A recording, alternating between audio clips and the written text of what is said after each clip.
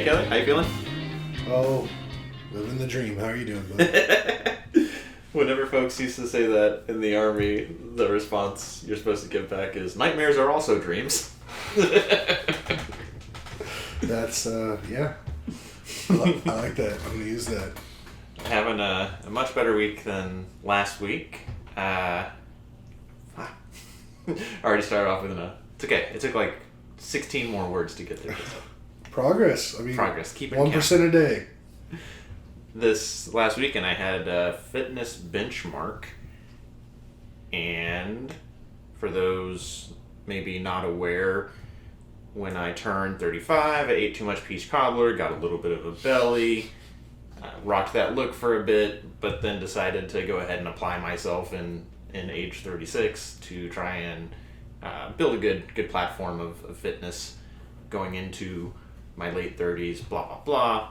Since April, every 4 weeks, I test myself on the same strength and performance goals, and just did one of those this last weekend, and am making tremendous progress. Can I tell you about it? Do you want to hear about it?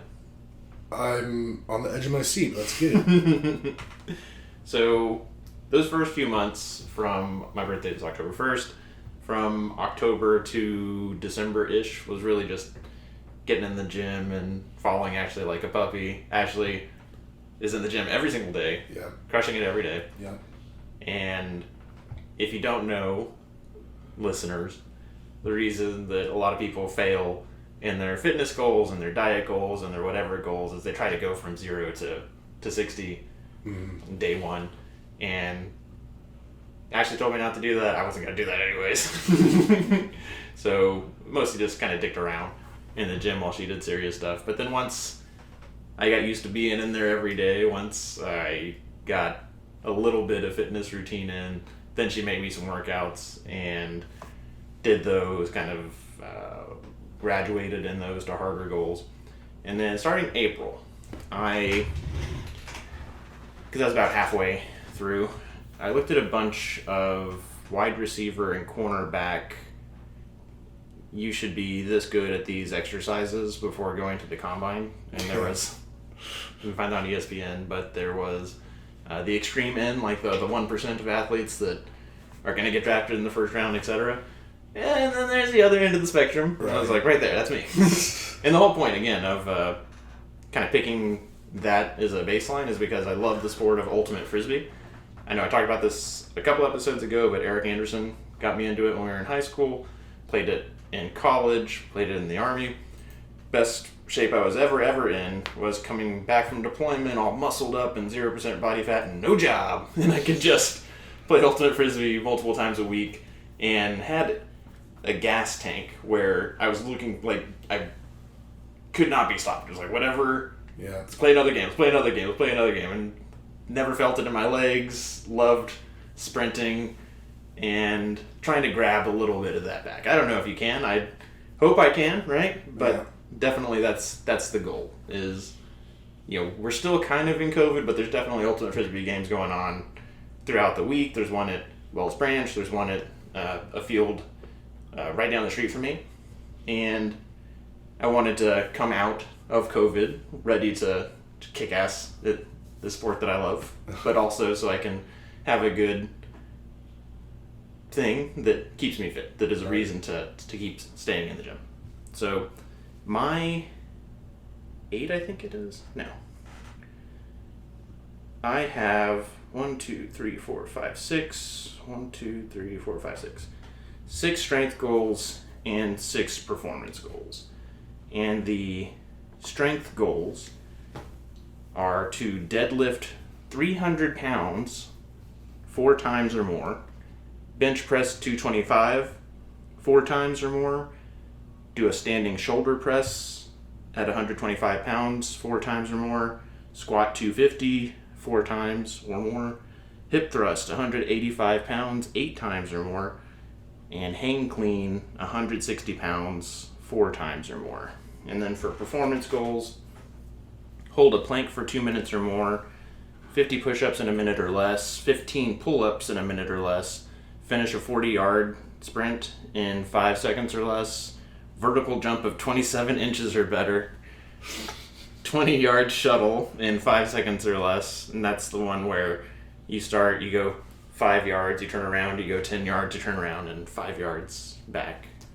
And then finish a 2-mile run in 14 minutes or less. And my best 2-mile time, I think, was 14:15 when I was in the shape of my life.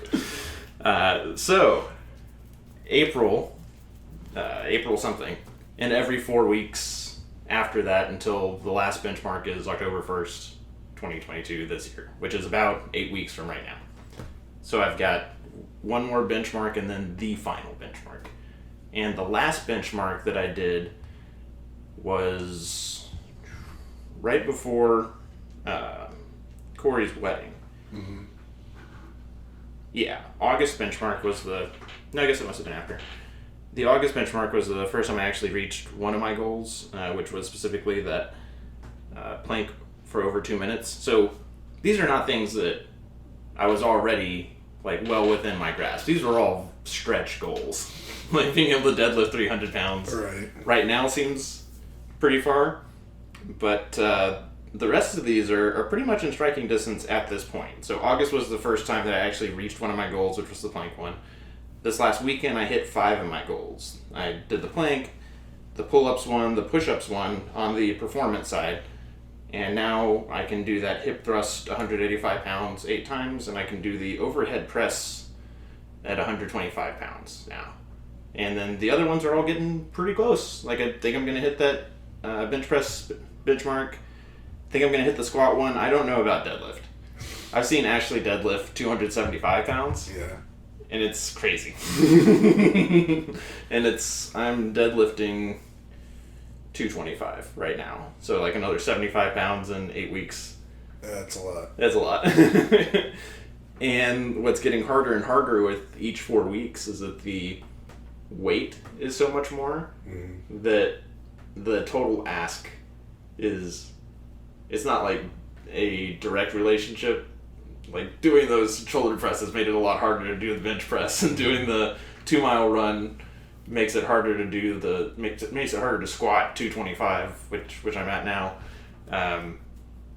But it's been a lot of fun, and especially seeing all these. I put this up on Facebook every time I do a benchmark. I'm going to put it up with this podcast recording tomorrow, and I put like what I actually did as far as the weight, and then next to it I put the delta between like what I did and the distance that I still have to get over to hit that goal. Mm-hmm. And seeing those numbers shrink, and now seeing like 5 of them, one of them go green and the other ones go black from having like actually just achieved it, and now next benchmark I'll send it into the green by overachieving. Mm-hmm. It's a great feeling, and I'm very, very happy about it.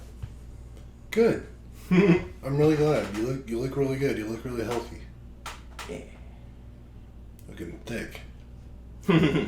So that put me in a great mood for this whole week. And then yesterday, in the gym with Ashley, get a Facebook message from Spencer Lockwood. Mm-hmm. Blast from the past, friend from high school, was the first person to stay at our apartment in our guest room when we were in South Austin. Yeah. I know you guys stayed with us for a time when there was like a flood or something. Yeah. Yeah. And then Dave, Ashley's brother, stayed with us, but that was more like a roommate situation, not like a visiting thing at all. And now he's gonna be... No, Laura spent the night before. So he'll be like the second person to to stay in our guest room. Except you guys stayed for a few nights too, actually. Or for a whole month, I think. Like a month. Yeah. That was horrible. Yeah. You want to tell that story? Sure. I mean, so when was it? It wasn't last year. It was 20. It was like mid 2020, year one. Year one pandemic. Year one of living here. Mm-hmm. And it's like right around the 1st of July, I think. Maybe a little earlier, but I think it's right around the 1st, plus or minus a couple days. And our AC compressor goes out at the house Jeremy and I live in. And Jeremy was using the Homeowners insurance or something? No, home warranty. Home warranty. That's right, because we each had different home warranties, and maybe people that have been living in houses for a while will laugh at us. Yeah. But we were like, this is the thing that you should absolutely do. And each of us had dramatically different results flexing our home warranty to solve a home problem. Yeah. So he does that. We get someone out. They figure out what's wrong. Compressor's bad. Need a new compressor. Well, through the home warranty, for whatever reason, it literally took right around 4 weeks to get a compressor and get it installed. And, I mean, luckily, we've got friends like Nathan and Ashley that let us just come basically live in their house for a month. And yeah, it was just, home warranties like that just, I was so angry during that time. Plus, yeah, and I felt bad. Plus, honestly, your guys' AC, at least at the time, wasn't very good. So Sure. It wasn't like all that like awesome in your house, but it was not 90 something degrees inside. So it was definitely better. I remember speed watching maybe the second season of Formula One Drive to Survive on Netflix there during that time. That was pretty fun. Mm-hmm. That was one of the standout memories I have from that. Also, other than watching Hamilton on the 4th of July. That's right. Oh, man. Yeah, that's a good memory. Yeah. There you go. But yeah, so we stayed at Nathan and Ashley's house for like a month. And I forgot what we started talking about. Spencer. Yeah, Spencer. Yeah. Spencer's gonna hang out with us. Yeah, I love Spencer Lockwood. You came into my life later than Jeremy, but also at the same time, the Jeremy came into my life. I moved from a part of Houston called Alief, which I guess now is not known as a good neighborhood. When you're a kid, it's kind of hard to know or tell or whatever. And I thought that I was well taken care of and that the school system or whatever was good to me. But 1997, that summer, pretty sure, moved, finished 5th grade and then moved from Alief on the west side of Houston to Spring, Imperial Oaks on the north side, and started going to York Junior High, and first made friends with a kid named Jason across the street, and we saw an air show, and that was like my birthday of like my one friend. but shortly thereafter, I forget why my mom and Jeremy's mom became friends, but Jeremy and I became really close friends, and then with that, he had been in that area for a while, and his friends sort of became my friends as far as Eric Anderson, Spencer Lockwood, Morgan Mason, Cody McGowan, just a slew of people that if I saw him right now, I'd hug them all. Yeah. And Spencer Lockwood especially is just a goofy guy. Yeah. Very much my kind of person. And I think of him in a category of folks that I also put like Kristen John, where there's just no bad, no maliciousness, no negative energy memories or sense from them ever. It's just always, which is suspicious to me.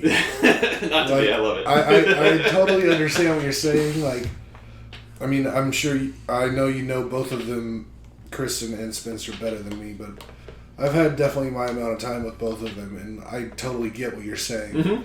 Very similar to Eric Anderson. Very similar to Eric Anderson. You put him in that thing. Like, it's just that's the kind of shit that makes me think this might be a oh shit, what was that movie called? Get Out? No. Jim Carrey in the Dome. Oh, come on. Don't, I have to Google this. I can't believe I keep wanting to say Pleasanton. No. Jim Carrey. People are yelling it. Yeah, this is so bad. The Truman Show. Obviously. Of course. Obviously. Okay. Oh man, I might edit that out. But yeah, those people are like what made me think that like that could possibly be true. Like, I'm in like a Truman Show type situation because those are just like, they seem so good. They're almost just like actors. Like they were written this role and they're delivering it. And don't get me wrong, I know that's not true. They're all just amazing, incredible people, and I love that they were part of my life at some point.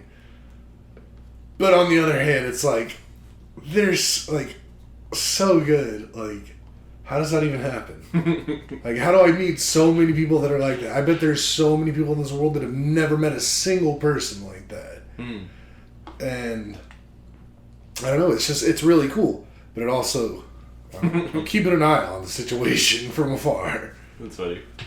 Spencer also has a special place in my heart when it comes to thinking about Austin and like my relationship with Austin generally.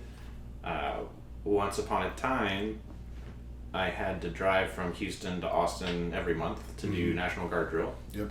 And very, very consistently would go straight to his little studio apartment north of campus and get there, high five, drink some whiskey, and then just like walk to specials, walk to there's a noodle place, a Thai place down there by campus, but just walk to these different food joints after not copious amounts of whiskey, but a lot of whiskey. And how many fingers? How many fingers of whiskey are we talking? 2 or 3, but maybe like 3 or 4 times. And 12 fingers. Yeah. It was just a great time. And, then I would either go to my hotel. I don't think I ever crashed at his place. But that was always my way of kind of like breaking in a trip to Austin was let's go high five Spencer. Yeah. And eat some new place that you walk to. So now it's great to be a place where if he's ever in town, I want to be able to offer him a pad to crash on. Right. Yeah. Yeah. Very cool.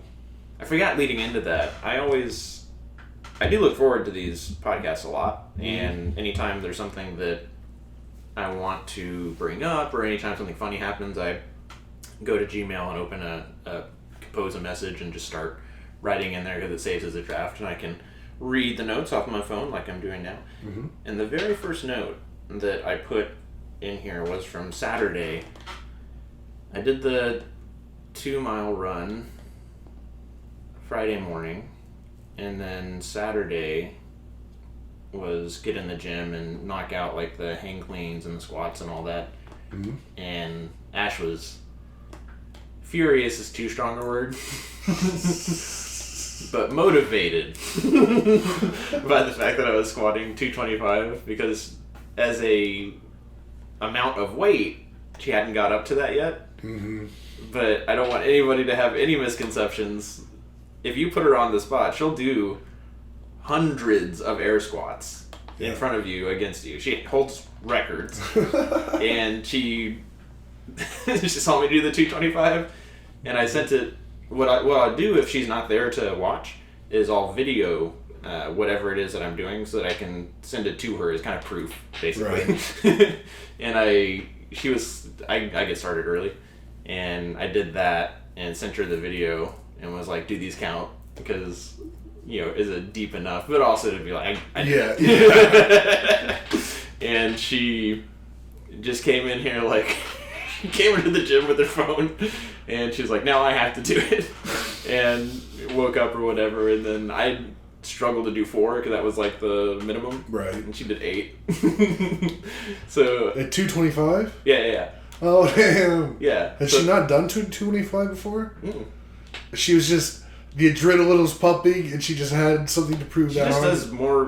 What I'm doing of like a PR thing is, she would prefer to do more squats of a lighter weight, and that's how I get ready. Okay, for this. Okay. Okay. So she's not really one of those that is going for the PRs and like the maybe just trying to really go for it. She definitely is. Like, she definitely keeps track of that stuff, but it's not.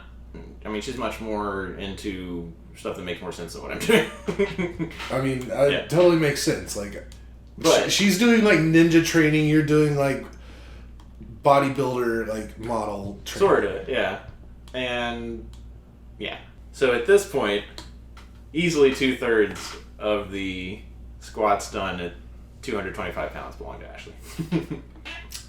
And so the reason I said that is actually the very first note that I wrote. I did that. She came in and she told me, this was the first note that I wrote for this week's podcast. When this started, and she was like, don't go 0 to 60.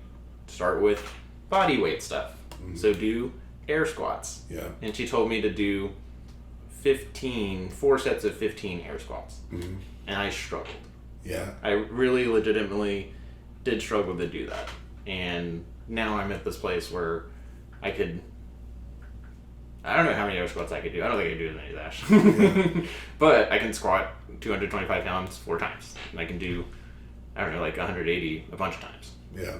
Which is not, when I first started putting weight on, we have a 35 pound barbell, and then I couldn't do 45s on that, so I couldn't do like 125 pounds. I started way less than that. I started like 25s on each side. Yeah.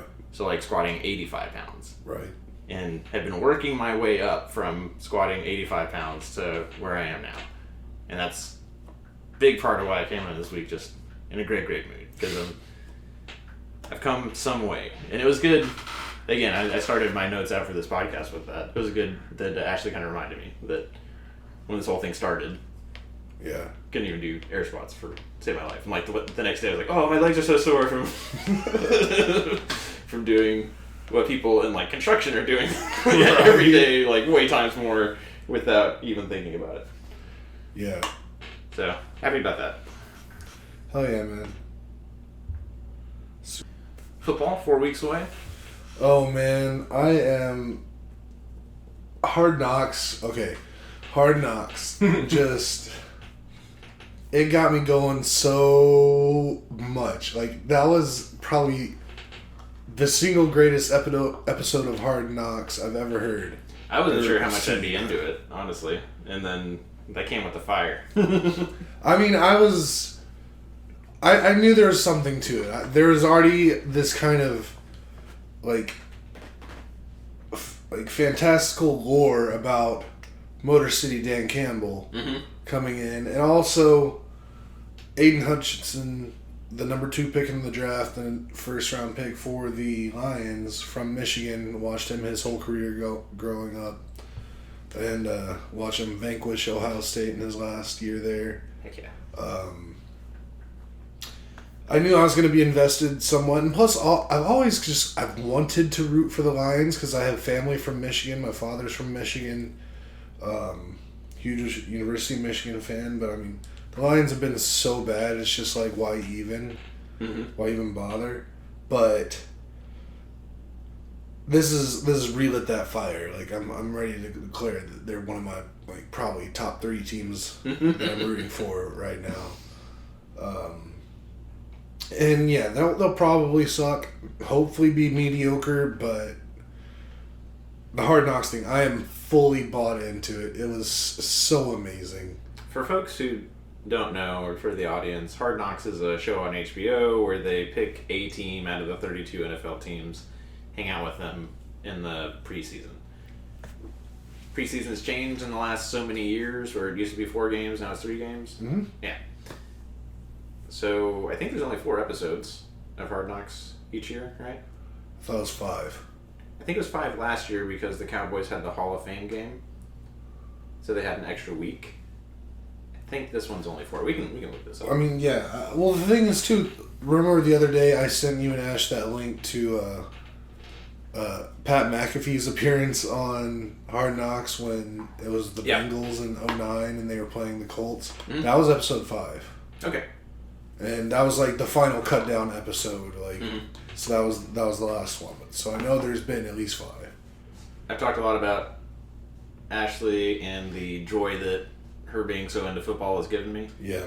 Last year we started by watching Hard Knocks, and it was the Cowboys, which was great because she's sort of already into them, but then she was like, yeah, indoctrinated her good. She got that much deeper into it, and like I said this before, we watched the USFL. We've been keeping, especially her more so than me, keeping up with the social media of the OTAs and the training camp. Mm-hmm. And when she found out that Hard Knocks is going to be live 9 p.m. our time on Tuesday, Mm-hmm. it's no brainer. It's like, yeah, let's watch it right now. And it's appointment television, right? Like, that's something that with streaming everybody's kind of gone away from. I think we're going to put off watching it Tuesdays so that we can watch it with you on Wednesday, either by simulcast or whatever. But that's something that she is chomping at the bit, and I love it to see some football. And tonight, a couple preseason games, we watched the Hall of Fame game, and people clown on it, but to me, I get value out of it. I Absolutely. get value out of seeing like Trayvon Walker, the number 1 draft pick for the Jags. You can tell that he's like pulling his punches, Mm-hmm. trying not to get injured in the preseason. I think everybody appreciates that, but you can also tell he's doing stuff real easy. Like, he's moving people. Yeah. He's getting up, and I appreciate that he's maybe only given like 80-85%, but even doing that, you can tell. Last year's Hard Knocks was the Cowboys, and in the Hall of Fame game, Micah Parsons was in there. Yeah. And that's when everybody knew that it was going to be a big, big deal. And then when you watch the Hard Knocks episode, you could tell that he was literally like, I want to get out there more. I want to get more. And the coaches had to be like, we got an extra game. We'll get you more. You're not getting hurt and, putting your whatever dollar contract at risk. Yeah. I love an underdog. Yeah, you do. So, definitely, as much as I like to see everybody have a good time, I definitely think watching these Hard Knocks will do the same to me as far as making me root for the Lions against the Bears, because who cares? Against the Packers? Maybe. Yeah, I mean, this Hard Knocks is really getting me rooting for the Lions. Last Hard Knocks with the Cowboys, it definitely made me maybe even move the Cowboys out of a level of hatred and down to something more of like just a strong dislike for.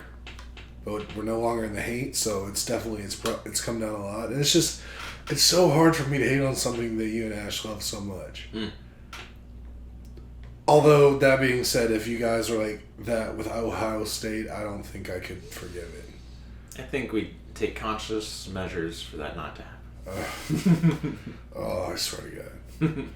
AJ Hawk, the only Ohio State thing that you can possibly enjoy. That's a good point. But then also with them saying how much AJ Hawk is the epitome of Ohio, it's like, we only need one AJ Hawk.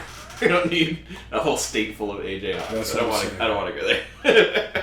But that being said about the last 2 Hard Knocks seasons, Hard Knocks has not always really hyped me up for a specific team. There's been times when I've watched it where like I'm just watching it for like the behind the scenes footage. I don't get invested with the team. I don't want them to succeed.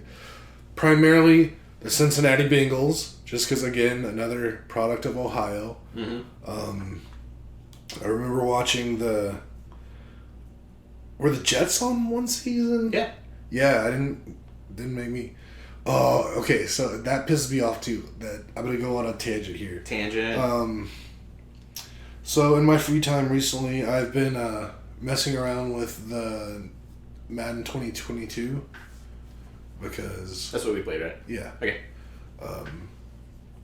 And they have a thing called Face of the Franchise, where it's basically like you create a character, whatever position you want, whatever they look like, and then you start off and like you're just coming out of college, and it's like the road to the draft and getting drafted and going on a team, and then like playing a career as this guy in the NFL.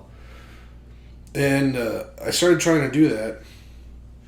And, okay, so Madden is such a fucking horrible game. I've heard that. It is so poorly built, everything is so confusing, so convoluted. It looked way more cartoony than I was expecting when we played. Yeah, and just the menus and stuff. So, go to create a character. the name of the character is John Madden, and I can't change it. And I'm like, what the fuck? And I'm like, okay, whatever. So I just make my guy, his name's John Madden. Okay, maybe they're just like, you're gonna be a John Madden of some whatever type. And start going through the whole thing. Like, spoiler alert, not really, because I mean, nobody really cares about Madden spoilers. There's like, you play 2 flashback games, like maybe 2. I don't know what would happen if you lose the first one, but you play in the semifinal. Okay, no, let me back up. So when you're creating your character, you have to pick a college that you're affiliated with, that you went to or are going to, but there's only like 12 colleges, and there are a lot of big names, but there's definitely some big names not there. The big names not there. Michigan is not on there. Ohio State isn't on there. Alabama is not on there. I mean, now we're just being silly. But there's teams like LSU, USC, Clemson. I'm blanking on some others. But the weird one for me was Michigan State. Uh-huh. They had that as an option. Oh, Texas was an option as well. Yeah, Texas Christian, go on. Not Texas Christian. Huh. University of Texas. Well, that's just an oversight then. Yeah. So you have to pick one of these schools.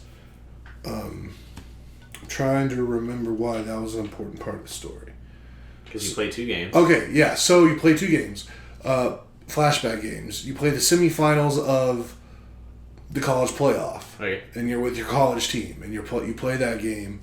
And then if you win it, which I've never lost it, you go to and then you play the championship game.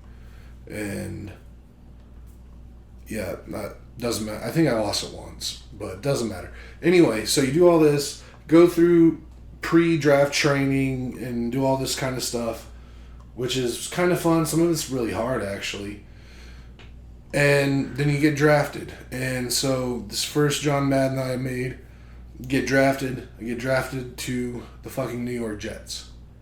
And I'm like, God damn it. Nobody wants to go play for the New York Jets. Like, I was like, I want to play for the Lions. Like, it didn't give me any options as to who to choose. It was just like the Jets. So I was like, maybe it was just a combination because like they ask you like draft questions, then maybe your performance over all the pre-draft stuff. I like the sound of this Madden RPG that you're describing. So I'm like, fuck this shit. I'm gonna try again. So I start a new character, a second John Madden, and do the whole thing. I think I pick a different school. I don't even remember who I picked for my first school. It doesn't even matter. Maybe it was USC, or I know I played Michigan State one time, and then spoiler alert, I played multiple more. I was Texas another time. So do it all again. Still on the Jets. So I'm like, all right, let's start over, and let's see if there's a way I can figure out how to change the John Madden thing, because that was just really pissing me off. Plus, like, well, no, never mind. The name was pissing me off, so I was like, let's figure this out.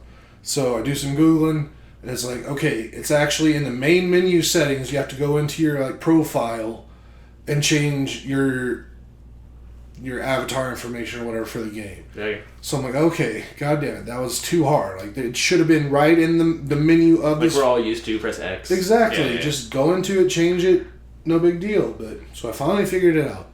Named my person me, Kelly Wilson, and built out the new character because for whatever reason another character had already been made. And I was just like, I don't want to deal with it because my names aren't even the same. But I was like, if I can change my name, it'll make my character look a little more, I mean, not like me, but like, I don't know, whatever. So I do that, and then I go in and I'm like, I'm not gonna do I'm gonna do everything different leading up to the draft as I possibly can, and just try to land anywhere but the motherfucking Jets. And I did everything different.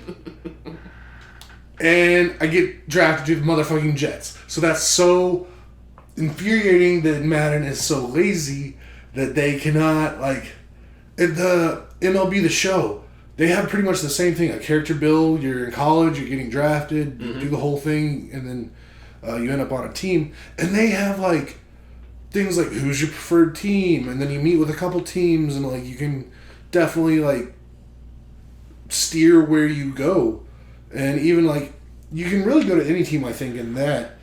But some teams, if there's like a star in the position of the real team that you're going to, you'll be on the bench, or you'll be in double A, triple A, whatever, and then you have to work your way up and build your characters' levels up. NFL doesn't have a farm system, yeah. But no, in Madden, there's nothing you can do to change. I did 5 iterations, all 5 of them were the Jets. So that pisses me off, but I'm a Jet now. I'm currently like 12-1 in my season so far. I'm kicking ass. I'm doing a lot of charity work. Visiting with a lot of kids. All these things that are so far removed from the football games I remember growing up. Oh my god. Remember Techno Bowl? Did you ever play that on any regular, like, first NES? No, I think the first football game I played was one where you had guys that could get superpowers mid-game. It was an arcade NFL game. Blitz? That's not right. Yeah. Because that was basically like the NBA Jam of football. Like, Okay. just the kind of broken down, but just over-exaggerated. Yeah, we would play that at sleepovers. And then I remember I used to play with Jeremy's brother James, different NCAA football. Mm-hmm. And he would always just beat me. And then we were playing a football game for a long time where it was NFL Legends. Yeah. I think about that game a lot. Yeah, I mean, that was good times. And, Yeah, and then since then, I play Madden like once a year when we do our commissioners meeting. we might be able to play it, like, against each other remotely. I thought about that. I mean, that'd be fun to do, especially in the doldrum between seasons. I mean, I'm definitely down to look into it.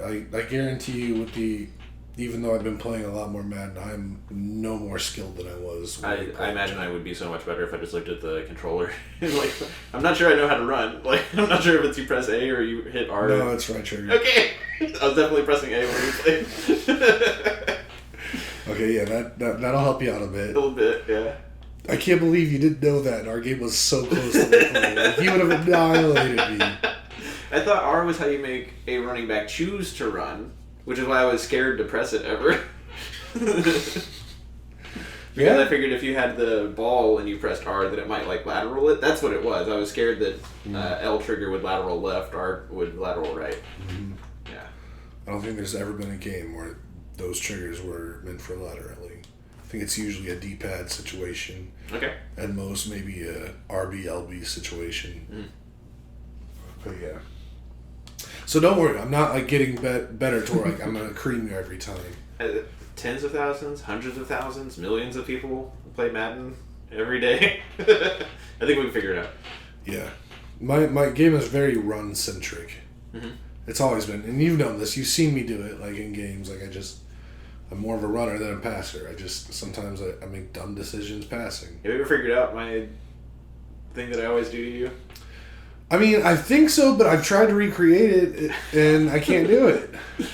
I definitely have a thing I'm always doing too. I'm not telling you what it is. You just do crossing routes. Sure, yeah. That's what I'm doing. Ugh. God damn it! No, this is gonna bug me. We'll play. This is gonna bug me. Let's commit to playing before the regular season starts. Okay, right. at least one game. Cool. At least 2 games. We can play one more time without you telling me or showing me anything. I'll try to figure it out, and then you tell me after the first game, and then I play you again. I don't think I'm gonna tell you. Huh? I don't think I'm gonna tell you. At all? No, I don't think Never? so. No. All right, well, fuck you then. I'm gonna try to get better at Madden. Like, I'm gonna turn up the intensity and try to figure some shit out. I'm gonna watch some YouTube videos. Have you been playing where you just enjoy blowing the other team out and like minimum? No, because actually in this franchise, it's actually like pretty head to head. Like I've definitely lost games. Mm-hmm. Like it's not gimmies at all. I mean, I'm like 12-2 or 12-1 or something right now, but that's only because I definitely like rage quit out of a few losses and we went into them. Mm-hmm. And then there was like 1 or 2 like kind of scenarios where you're playing like half of a game or partial of a game, and it won't let you progress if you don't win the game. Like there's one where it's like it's sometime in the third quarter and you're down 20 points and you have to come back, and the quarter time length I think are only like 5 minutes. So and there's an accelerated clock, so that goes by pretty fast. So like scoring 20 points and keeping the other team from scoring any points, like I probably had to do that thing like 4 times before I beat it and I got through. And it's fucked up because the situation starts you out as like it's 4th down and like goal on the 4, and it's like telling you to kick a field goal, and you won't be able to accomplish it if you kick the field goal. You have to go for it on like manually go for it on 4th. And hold on, whatever. I talked way too long about Madden. Just football in general. I got football in the blood. I'm just ramping up for it in any way I possibly can. Same. We got like 6-8 minutes left. Don't play a game. Man, I wish more people would play games with me. It's not really a game, I guess. Maybe it is. Normally we start the show, I like to start the show with looking back on the last episode, thoughts, etc. And I like that we've been doing this long enough that whatever hype might have been and like, oh, Nathan and Kelly are doing a podcast, I think that's died off. Oh yeah, that's gone. So now we can really let our freak flags fly. Yep. And last episode was definitely the most controversial as far as religion and politics. And somewhat related, but not really. When you said that religious folks like stories and that can lead them to be duped. Mm-hmm. Okay. Wanted to get where you are on belief in 3 topics. Okay, hit me. Do you believe in dinosaurs? Yes. That dinosaurs exist? Yeah, absolutely. I do too. Why do you? It's a fact. It's a scientific fact. That's why I believe it. Because of research, because of fossils, because of numerous people. Like, yeah, it's real. Like there's categorical proof of it. We can carbon date bones. We can recreate the skeletons. I pointed at you and you said carbon date the bones because if somebody came out of the wild and was like, I found the bones of a crazy creature, and you were like, well, you could be a crazy person. Right. We still have the ability, now that we have all of these bones, to carbon date them, to use science on them and say, well, I know this is that old, carbon dated, boom, confirmed, carbon date these bones, well, it's even older. Yep. So we're agreed. Dinosaurs did exist. Yes, it's a scientific fact. That's not even a question. That's more of a test of are you a nut or not. And some percent of Americans and people around the world are like dinosaurs are fake, whatever. Ghosts. Not real. Not real. Why? Because there's no afterlife.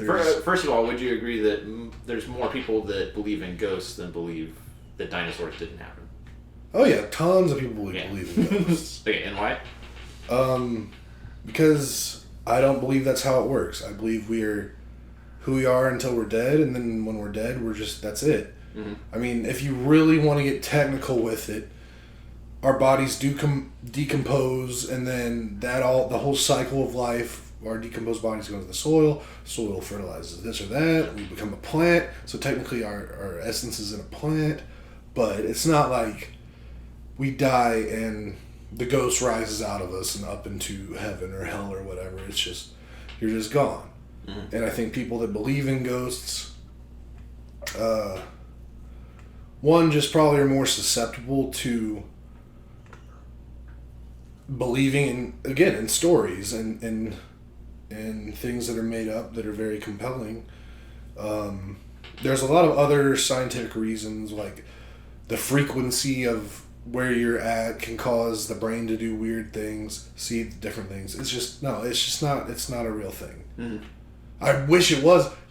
You wouldn't believe how many hours I spend watching like ghost videos and haunting videos and Sure. shit like that on YouTube because I want to believe. Like, I'm looking for that evidence. Like, all right, fuck yeah, I can jump on this now. Mm-hmm. But it's not out there. But I'm gonna keep looking for it. It's entertaining as hell. That's interesting in itself because you would prefer that they were real and did exist, Mm-hmm. but just the lack of evidence Yeah. makes it hard for you to. Yeah. Have you ever had like a ghost experience yourself? Kind of, but I could also make it logical. For a while, I wanted to believe in the story, so I just kept it going. But I know. So what happened was was in. I just come to York, so I was 8th grade. Mm-hmm. I was at York. Get a call in the classroom. Hey, gotta go to the front office. Your mom's there. Bring your stuff. Go there. Find out my grandfather, who was living in like northeast Texas, had a heart attack or stroke or something bad, and we needed to drive up there right then and go see him in the hospital in case that was like the last time. So we go see him in the hospital. It was like 5-6 hour drive or whatever, super long, and it was shocked. My mom was not in a good place, so it wasn't a fun time. And then you get to a sterile hospital as a kid, like you're not excited about being in a hospital. That's all scary and shit. And then so, my grandfather lived so kind of like out in the country-ish, like the big, like the real hotel or hospital nearest to him was like an hour drive. So it was late at night by that time because she picked me up during school day, drove many hours to a hospital, spent hours in a hospital, so it was late at night. But we had some kind of relative, like a cousin of my mother's, or it was like a step cousin, or they were related to us somehow. Not exactly sure at the moment, but they had a house somewhat nearby in the guest room. They're like, just come stay with us tonight, and then you'll go to my grandfather's the next day. So we go there, and we get there, and whoever my relative was kind of sat us down and warned us. She's like, just so you know, this house is on a land that was a Japanese internment camp during World War II, and there's some spirits. And they talked about seeing like books fly across the room just randomly and just different stuff happening, and explained that the ghost, it wasn't gonna harm you, but it didn't really like strangers, so it might kind of fuck with you. And so I was like, oh damn, this is kind of wild. So that happened. I guess we hung out a little more, and then my mom and I went to the guest room to go to sleep, and we were sharing like a big bed, so she's on one side, I was on the other, and I was getting young. So I go to sleep that night, and I was wearing a watch. Had a nice like metal watch band, just a watch, and went to bed with it. And here's the thing, not 100% sure if I went to bed with it on or off, but my original quote-unquote memory was that I took it off before bed, put it on the nightstand facing me so I could see it, and I went to sleep. And I woke up and it was sitting in the same position, but the face was shattered. I'm sure I went to bed with it on. Or banged it on something, set it down, just never saw it. Whatever. Nothing happened. That was like my ghost experience, but it was fully explainable by many things. So I can't hold on to it. It's unexplainable. I feel that. Yeah. I personally think not ghosts are real, but I do think people can be haunted in the sense that they know they did things and they haven't like coped with it. I don't think being sleepy and seeing things that aren't really there, I think that's something everybody does. But like my favorite ghost stories and ghost movies, and I won't say which one specifically because I don't want to spoil it, but there's ones that toy with that is it a supernatural thing or is it you torturing yourself? Mm-hmm. And that's mostly what I think of ghosts, is that it can be very real to you in the same way that like a hallucination, like a drug-induced hallucination, is not in the real world, but it's very, very real to you from a sensory perspective. And from the things that you can tell yourself that a ghost could quote unquote tell you or show you or whatever. So I do think that folks can earnestly be haunted, but not in the sense that... I mean, that's not a ghost. Yeah, it's... That's different. That's psychological shit. That's not a ghost. I agree, yeah. So the final one. Aliens / UFOs. Not UFOs and like, I don't know what that is. Technically that's a UFO. I'm not talking about that. Right. Extraterrestrials visiting. Do you think that the things that people have seen, that's the final question. There you go. This one's the hardest one for me to speak on. Because again, it's another one of those situations where I really want it to be true. Mm-hmm. And for years and years of my life, it was just that. It was something I wanted to be true, but it just wasn't. Mm-hmm. Honestly, over the last 5 years, some stuff has been coming out that it's just like, we have video evidence of things that we cannot explain. Mm-hmm. And I'm not jumping yet to the conclusion that it is definitely UFOs, just because, I mean, do the math, listen to Neil deGrasse Tyson, whatever. The astronomical odds of another planet producing intelligent life that could travel light years and get to somewhere to find us, hone in on us, and be fucking with us in such a subtle manner from such a distance, it makes no sense. Mm-hmm. So, honestly, I do think there is intelligent life somewhere else in the cosmos. Mm-hmm. I don't think we're the only one that is happening. It might not be like super intelligent. Yeah. It might not be as smart as us, but it's still like kind of there. I was gonna say we have to define intelligence because I do think that that's pretty subjective, and we only know humans and Earth life. Yeah. But I agree. There's probably life something out there. at least like a dog. Yeah. But not necessarily any much more. Dinosaurs were around for millions of years. Like, they existed much longer than we have. But to our knowledge, they didn't get in spaceships and go other places. So I think that limits the length that a species can live. Probably is being too smart for themselves. So yeah, I do believe that there is intelligent life out there somewhere. Are the crazy things we're seeing here those things? I mean, I can't rule it out, but I highly, highly doubt it. Mm-hmm. Honestly, I think a more logical solution to what we're seeing is like something that developed on Earth underground. Okay. I mean, realistically, I think that makes more sense. Like, if something just shortly after the Earth cooled and started doing its shit, something subterranean or like under the sea just started working on getting better at shit, and they ended up getting better. And because I mean, one thing is a lot of these eyewitnesses are saying they're seeing these things shoot in and out of the water like at crazy speeds. So okay, that makes sense. And just the astronomical odds of something coming from out there and then coming here and doing all this shit, I could see it being more something from here. And I mean, if you're from that far down in the Earth, like, you got to be able to handle some heavy G's so you can move around all sporadically. I mean, this is all stupid talk. I know it's not that.